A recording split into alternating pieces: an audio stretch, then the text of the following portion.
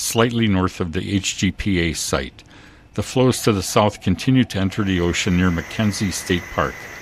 Lava is now covering about 2,400 acres or 3.5 square miles. Hale Ma'u crater is producing small bursts of volcanic ash. The ash is slowly being pushed downwind southwest into the Ka'u district. Volcanic gases, VOG, and ash emissions may increase in areas downwind of the vents. Areas along Kama'ili Road are experiencing elevated levels of sulfur dioxide. Due to the volcanic activity, the following policies are in effect. Take action to limit further exposure and be prepared to leave the area with little or no notice if necessary. Ash fallout may cause poor driving conditions. Drive with extreme caution or pull over and park.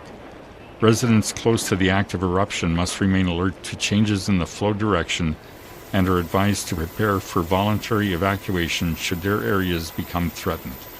Stay alert for warnings from civil defense officials. We are on watch 24 hours a day for your safety. Thank you for listening. This is your Hawaii County Civil Defense Agency.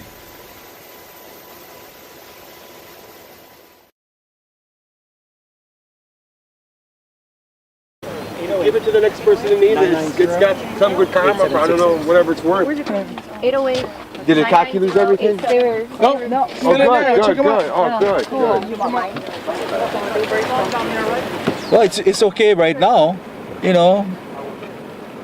I've been on the south side, and that's the baddest side. What's that like right now? Just everything is just brown, dead. Yeah. From the air. Bad. From the air. Yeah. And the ground. Yeah. Advise nobody to go in that section anyway, unless you have a house in there. But you gotta go in with a 4-wheel drive. You know, it's all volunteer work, yeah. Yeah, but I kept this neighborhood watch thing going because I was one of the founders for it. When it first started off, it was really bad. They said there were like close to 30 people coming in here looting, and they caught maybe 1 or 2. Right now it's kind of cool down, you know. Just stay safe if you're out and about here, yeah, especially.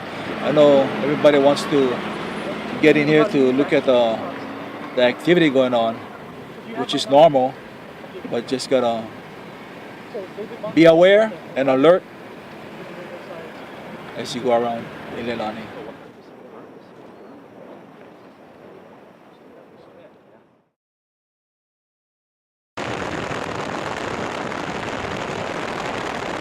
This is a civil defense message for Sunday, May 27th at 12 noon.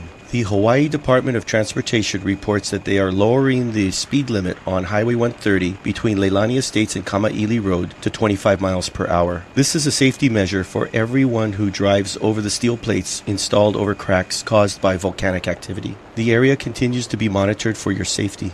Lava flow crossed into PGV property overnight but has not impacted any wells. A special task force headed by Tom Travis continues to work to make the wells safe and to prevent any threats to the public from developing. There is no hydrogen sulfide detected. The public will be kept informed of the situation. Volcanic gases and VOG emissions may increase in areas downwind of vents in the lower east rift zone.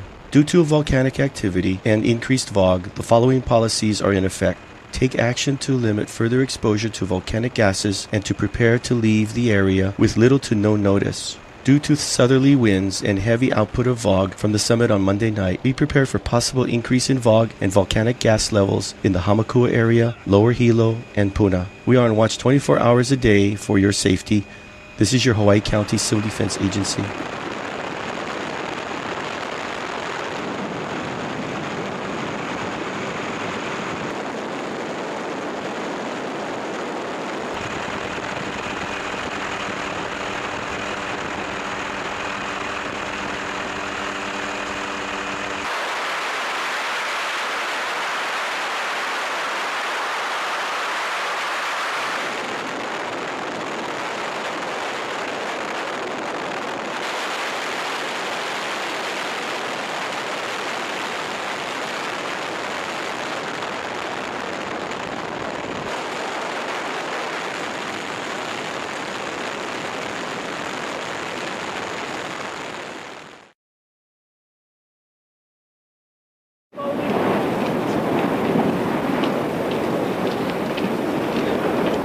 This is a civil defense message for Saturday, May 26 at 10:30 in the morning. Lava flow activity continues in the East Rift Zone of Kilauea. The flow in Leilani Estates has slowed its advance and is 150 yards from Po'ohiki Road. The flows to the south continue to enter the ocean near Mackenzie State Park. Due to the volcanic activity, the following policies are in effect. Residents close to the active eruption must remain alert to changes in the flow direction and are advised to prepare for voluntary evacuation should their areas become threatened. Areas along Kamali'i Road are experiencing elevated levels of sulfur dioxide. Residents are advised to shelter in place or leave the area. The Pahoa Community Center, Keao Community Center, and Shure Foundation Church are open. Food will be provided and shelters are pet friendly. Ash masks are being distributed at Cooper Center, Hawaiian Ocean View Community Center, Pahala Gym Annex, Shipman Gym in Keao, and Na'alehu Nutrition Center from 9 a.m. to 1 p.m. today. We are on watch 24 hours a day for your safety. This is your Hawaii County Civil Defense Agency.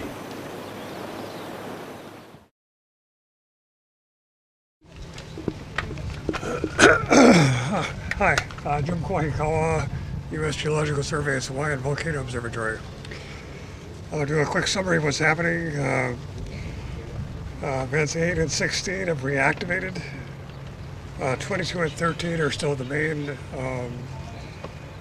southbound channels going into the two ocean entries, although that has been quite weak today. The biggest producer is Vent 7, and from Vent 7 there are two main channels. The north channel goes towards PGV property, and the south channel will turn around and go south, possibly making a new ocean entry sometime in the next day or two, if it continues. The PGV, the lobe that went towards PGV stalled early this morning about 6 or 7 o'clock. It was relatively stable for most of the day, and then it started to reactivate with new lava from Vent 7 about the middle of the afternoon, or a little earlier than maybe about lunchtime.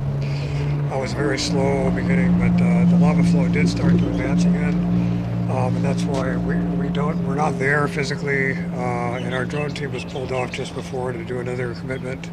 So we don't know exactly where the lava flow is on Pad E that you were asking about.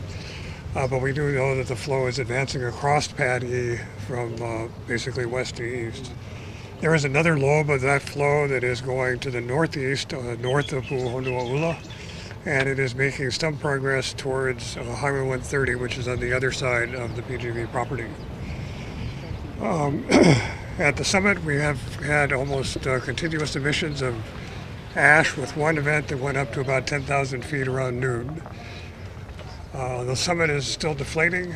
The lower east rift zone is quite stable in terms of expansion and earthquakes. Gases in both areas, gas emission rates are quite high in both areas. I think our figure is up to 3 times what the initial gas emissions were for the lower east rift zone fissures. And even at the summit, emissions are still quite high. Any questions? Can you tell us about Fissure 24? Oh, yes. Is there no lava coming out of that? The news star. Fissure 24 was noticed this morning. It was actually a rather slow output. It was going into filling a pre-eruption crack in Leilani Estates. It was certainly well overshadowed by Vent 7 and the big fountains there, which achieved almost a 200-foot elevation above the ground. It's been very dramatic. You can actually see that fountain very clearly on our one of our East Rift Zone cams. It's called a PG cam. But Fissure 24, we don't expect it will probably last very long. It was very slow beginning. Sorry, no. And did lava come out of that? It did, but it was kind of pasty, and it just flowed into a crack that wasn't more than about 100 yards away. And the crack was pre-existing, so it was a fairly wide crack. Any other questions? Fissure 7, any estimate on a number of the amount? Sorry, yeah, down here, an amount coming out. At what rate? It's a tough area to be in. We don't go up on the flow up to the channel because of the danger that there may be a little overspill or something that might trap us up there. So we're staying, people on the pre-eruption ground, getting what we can, views and angles and things to try to determine, for example, the lava fountain heights. But no, we so far don't have an estimate. I think we had one 3 days ago. It was just for the area covered by lava, which was about, as I remember, 3.4 square miles. I'm sure it's larger now. Any other Is there an questions? estimate how far the lava from flow 7 is to Highway 130? No, she just asked that, I believe. Did I? Yeah, 132. Oh, Yeah. 132. Yeah. Yeah.